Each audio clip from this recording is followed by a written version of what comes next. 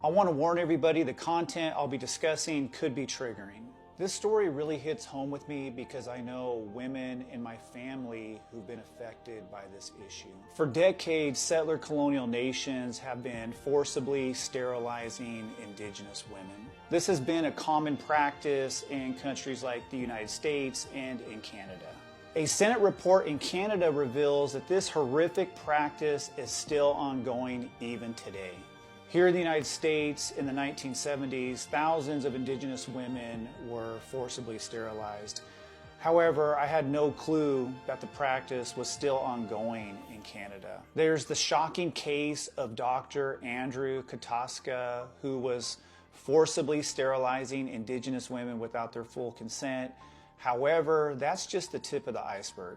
Thousands of indigenous women have been forcibly sterilized, many of which didn't even know the procedure was even being done. Eugenics legislation and racial biases in the healthcare system are partially the cause, but really this is an act of genocide. And Canada is not the only culprit here. The United States has a long history of forcibly sterilizing people of color, specifically indigenous women. The practice of forced sterilization is obviously still happening, and we don't even know how many indigenous women have been affected by this. These are crimes against humanity.